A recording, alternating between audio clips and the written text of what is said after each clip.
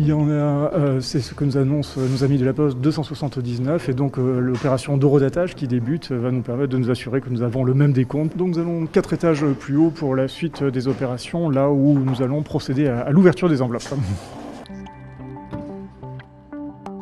Vérifier tout d'abord que chaque enveloppe ne comprend qu'un formulaire, puisque la règle c'est bien qu'un élu ne peut présenter qu'un seul candidat à l'élection présidentielle. Et ici, vous le voyez, nous ventilons les formulaires entre les différentes personnalités recevant des parrainages avec des bannettes nominatives.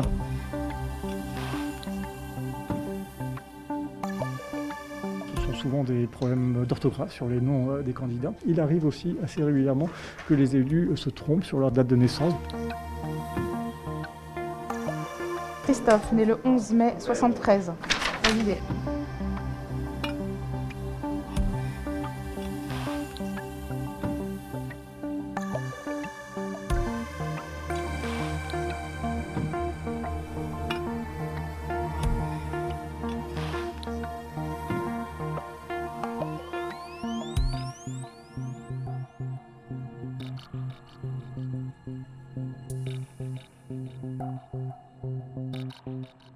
Que l'un ou deux de ces trois-là, au finish, ne bénéficient pas des 500 précieux parrainages n'est pas une hypothèse totalement exclue. Si vous prenez le cas de Marine Le Pen, par exemple, il faut savoir que le Rassemblement national, anciennement Front National, a toujours eu des difficultés à boucler sa liste de parrainages. De mémoire, on était à 550 ou 560 lors des consultations précédentes. Donc vous voyez qu'il y avait une petite marge de sécurité. Et la grande majorité de ces parrainages étaient issus des conseillers régionaux et conseillers départementaux qui avaient été élus sous étiquette du Rassemblement national. Il y avait assez peu de maires dans les 550 ou 560.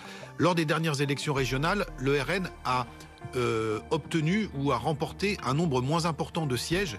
Et donc il y a un vivier potentiel qui est déjà moins important que d'habitude. À cela, vous ajoutez la concurrence d'Éric Zemmour qui, quelque part, chasse sur la même terre. Sur les mêmes terres, dans les mêmes parrainages. Et donc, on peut avoir, ce qui n'est pas exclu, au final, eh bien, un manque de quelques dizaines de parrainages pour l'un de ces deux candidats. On n'a pas parlé de Jean-Luc Mélenchon. Il s'est présenté déjà 2 fois. Il n'y avait pas eu de problème de parrainage parce qu'à l'époque, il s'appuyait sur le réseau important d'élus locaux dont dispose encore le Parti communiste.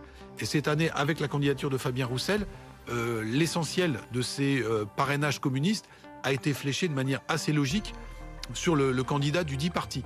Et donc, Jean-Luc Mélenchon, lui aussi, se trouve en difficulté.